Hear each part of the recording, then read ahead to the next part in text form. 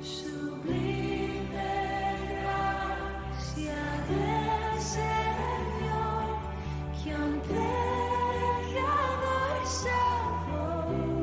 Dios les bendiga y les guarde en este nuevo día. Abramos la palabra de Dios en la carta que Pablo escribiera a los hermanos en Roma, capítulo 9, verso del 6 al 13.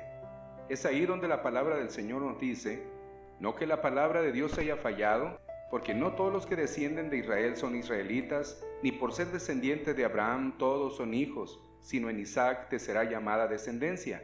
Esto es, no los que son hijos según la carne son los hijos de Dios, sino los que son hijos según la promesa son contados como descendientes. Porque la palabra de la promesa es esta: por este tiempo vendré y Sara tendrá un hijo. Y no solo esto, sino que también cuando Rebeca concibió de uno de Isaac nuestro padre, pues no habían aún nacido, ni habían hecho aún ni bien ni mal, para que el propósito de Dios conforme a la elección permaneciese, no por las obras, sino por el que llama. Se le dijo: el mayor servirá al menor, como está escrito: a Jacob amé, mas a Esaú aborrecí. Si ustedes recuerdan, en los versos del 1 al 9 de este mismo capítulo, Pablo había dicho que él tenía un profundo dolor por sus hermanos de raza, sus parientes según la carne, y en el verso 3, Pablo agrega la razón de este dolor y dice que ese profundo dolor era por sus hermanos judíos.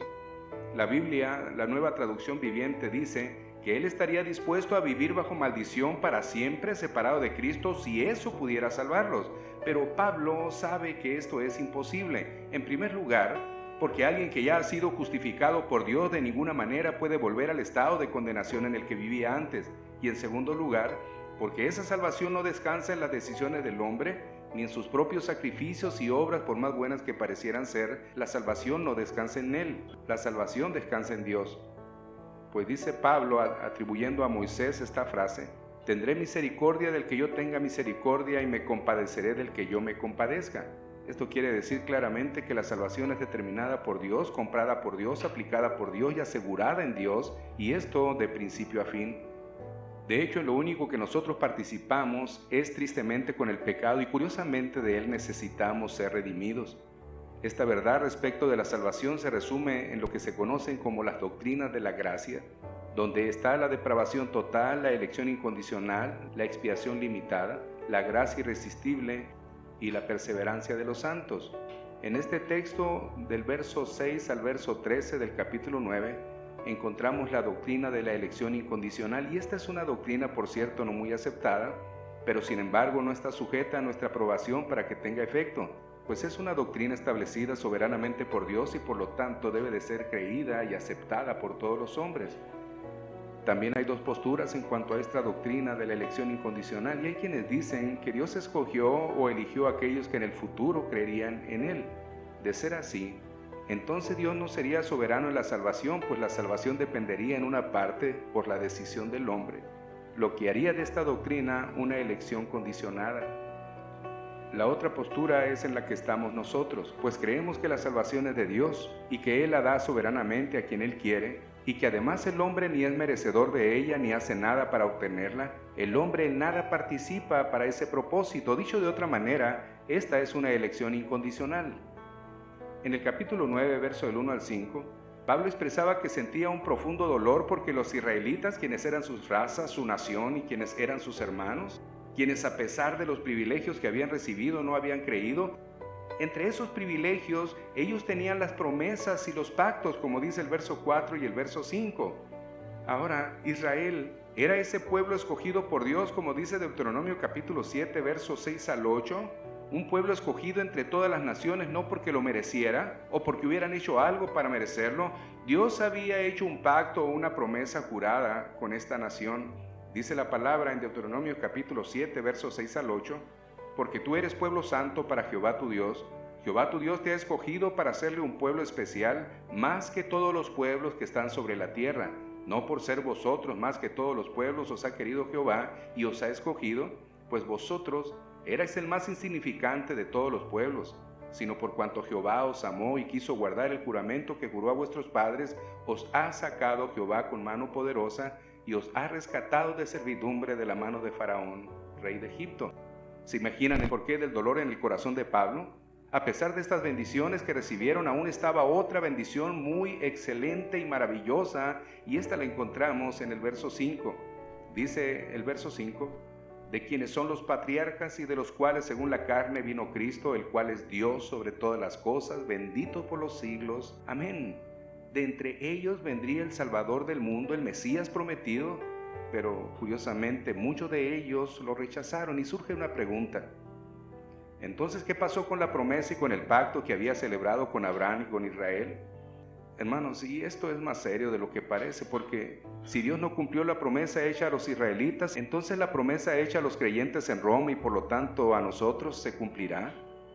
Romanos capítulo 8, verso 29 al 30 dice, porque a los que antes conoció, también los predestinó para que fuesen hechos conforme a la imagen de su Hijo, para que Él sea el primogénito de entre muchos hermanos, y a los que predestinó, a estos también llamó, y a los que llamó, a estos también justificó, y a los que justificó, a estos también glorificó. Y la pregunta, hermanos, es, ¿podemos confiar entonces en esta promesa?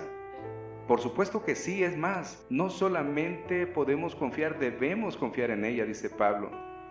Es por esto que Pablo nos dice en el verso 6 al verso 8, no que la palabra de Dios haya fallado. Y luego Pablo empieza con la explicación de esto y dice, porque no todos los que descienden de Israel son israelitas, ni por ser descendientes de Abraham son todos hijos, sino en Isaac te será llamada descendencia, esto es, no los que son hijos según la carne son los hijos de Dios, sino que los que son hijos según la promesa son contados como descendientes. Dice Pablo que esa palabra que es fiel y digna de ser recibida por todos no falló. El asunto aquí es que no todos los descendientes de Jacob y de Abraham son israelitas. Los descendientes naturales de Jacob son los que forman parte de la nación geográfica de Israel, y en el verso 8 dice Pablo que no son los que son hijos según la carne los hijos de Dios, sino que los hijos según la promesa son contados como descendientes. De manera que esa promesa no fue dada a aquellos que son hijos según la carne, es decir, a los israelitas nacionales y geográficos, sino a aquellos que son los hijos según la promesa, aquellos de quienes Pablo dijo en el verso 29 al 30, a los que fueron conocidos antes por Dios, aquellos que fueron predestinados, aquellos que en el momento preciso Él llamó y Él llamará, y a quienes más adelante Él mismo glorificará. Estos son los israelitas espirituales a los que la promesa es dada. Dice el verso 9, porque la palabra de la promesa es esta, por este tiempo vendré, y Sara tendrá un hijo. Esa promesa es dada a Abraham en Génesis capítulo 18, verso 10 al 14. Es ahí donde dice, entonces dijo, de cierto volveré a ti, y según el tiempo de la vida, he aquí Sara tu mujer tendrá un hijo. Y Sara escuchaba a la puerta de la tienda que estaba detrás de él, y Abraham y Sara eran viejos de edad avanzada, y a Sara se le había cesado ya la costumbre de las mujeres. Se rió pues Sara entre sí diciendo, después que he envejecido tendré deleite siendo también mi señor ya viejo. Entonces Jehová dijo a Abraham, ¿por qué se ha reído Sara diciendo, ¿será cierto que he de dar a luz siendo ya vieja? ¿Hay para Dios alguna cosa difícil? Al tiempo señalado volveré a ti, y según el tiempo de la vida, Sara tendrá un hijo. Se le había prometido a Abraham tener un hijo del cual sus descendientes serían incontables como la arena del mar y de quien serían bendecidas todas las naciones de la tierra. Esta promesa se le dio a Abraham cuando él tenía 75 años. Abraham creyó, y lo que miramos en las Escrituras es que Abraham creyó a Dios e intentó tener el hijo con su esposa Sara, pero el tiempo pasó y pasó y pasó y Sara no quedaba embarazada. Así es que Sara le dice a Abraham que se juntara con su criada Agar, y que el hijo que tuviera con ella, este hijo fuera el hijo prometido por Jehová, y Abraham hizo de esa manera. Para cuando Abraham con la criada Agar le nace Ismael, él ya tendría 86 años. Génesis capítulo 16, verso 16.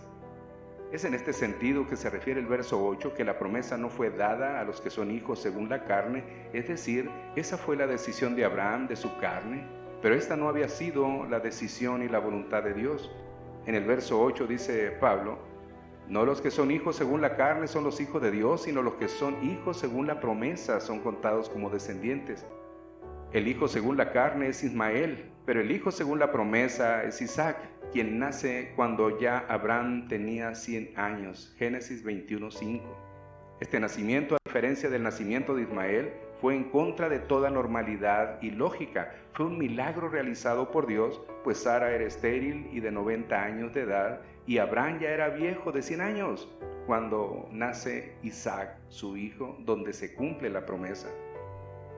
En el verso 9 dice Pablo, porque la palabra de la promesa es esta: por este tiempo vendré y Sara tendrá un hijo. Sara, esposa de Abraham, tendrá un hijo. No es Agar el hijo que ella tendrá con Abraham, es Sara teniendo un hijo de Abraham milagrosamente concebida. Esa es la promesa que se le dio. Y esto alcanza a todos los descendientes de Abraham, sean judíos o sean gentiles, pues no es la carne la que manda, sino la promesa dada: en ti serán benditas todas las naciones. Nadie, mis hermanos, se hace hijo de Dios por su propia voluntad, sino bajo la voluntad de Dios. Juan capítulo 1, verso 13. Los hijos de Dios no son engendrados de sangre, ni de voluntad de carne, ni de voluntad de varón, sino de Dios. De manera que el nacimiento de Isaac es una muestra de esa voluntad de Dios, y el nacimiento de Ismael es una muestra de la voluntad del hombre, es decir, de Abraham. Miren, hermanos, algo más. A la iglesia de los Gálatas, compuesta por judíos y gentiles, Pablo les dice, capítulo 4, verso 28 a 31 de Gálatas: así que, hermanos, nosotros como Isaac somos hijos de la promesa. Pero como entonces el que había nacido según la carne, es decir, Ismael, perseguía al que había nacido según el espíritu, es decir, Isaac, así también ahora. Mas, ¿qué dice la Escritura?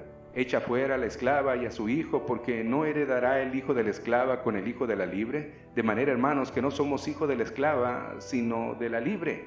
Los hijos de Dios no nacen de la voluntad del hombre, hermanos, insisto, sino de la voluntad libre y soberana de Dios. Y para reforzar más lo que hasta aquí Pablo había dicho, en los versos 10 al 13 del capítulo 9, Pablo agrega: y no solo esto, sino también cuando Rebeca concibió de uno, de Isaac, nuestro padre, pues no habían aún nacido, ni habían hecho aún ni bien ni mal, para que el propósito de Dios conforme a la elección permaneciese, no por las obras, sino por el que llama.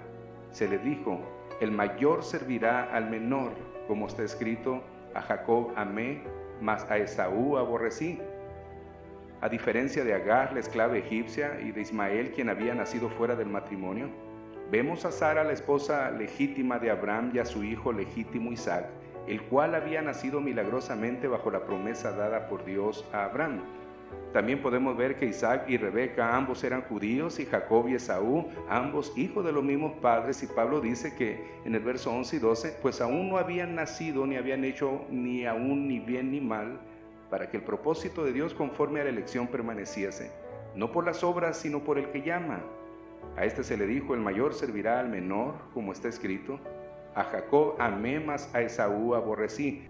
Esto nos hace ver que la elección que el Señor hace es incondicional. Nada tiene que ver con la raza, como para escoger solamente de entre los judíos para salvación y rechazar a los gentiles, pues Jacob y Esaú eran hijos legítimos de un matrimonio legítimo, y además de este matrimonio era judío. Tampoco tiene que ver con las obras que alguno pudiera hacer como para merecerla, pues ellos estaban en igualdad de posibilidades, pues aún no habían nacido, ni habían hecho ni bien ni mal como para que alguno de ellos fuera favorecido con la elección. Pero el texto dice que a Jacob amó, mas a Esaú aborreció. Y esto de nuevo resalta la soberana voluntad de Dios en la salvación. Tito capítulo 3, verso 5 dice: nos salvó no por obras de justicia que nosotros hubiéramos hecho, sino por su misericordia, por el lavamiento de la regeneración y por la renovación en el Espíritu Santo. Ahora, mis hermanos, ¿cuál es el propósito de Dios conforme a la elección del verso 11? Pues, hermanos, el propósito de Dios conforme a la elección del verso 11 está en Efesios capítulo 1, verso 11 y 12. Es ahí donde Pablo dice: en él asimismo tuvimos herencia, habiendo sido predestinados conforme al propósito del que hace todas las cosas, según el designio de su voluntad, a fin de que seamos para alabanza de su gloria, nosotros los que primeramente esperábamos en Cristo. Y el profeta Isaías en el capítulo 43, verso 7 nos dice que fuimos creados para su gloria.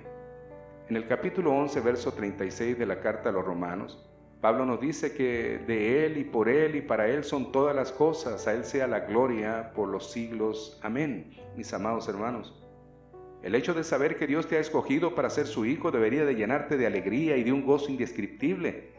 Y ese gozo indescriptible y esa alegría debe de manifestarse en tu adoración a Dios. Debes de mirarte a ti mismo tan agradecido que tu actitud sea de una total humildad, reconociendo que solo fue su deseo, su voluntad y su obra para que tú goces de este privilegio, porque de ninguna manera, mi amigo, mi hermano, fuiste tú quien determinó la salvación para tu propia alma. No fue tu decisión, ni fueron tus obras. Y a pesar de todo ello, siendo como eres, Él te escogió para ser heredero de Dios y coheredero con Cristo. La promesa no ha fallado, sigue vigente, dice el apóstol Pablo, pues nada podrá separarnos del amor de Dios que es en Cristo Jesús, Señor nuestro. Dios te bendiga y te guarde. Tu hermano en Cristo, pastor, hermano Mario Chaparro Duarte.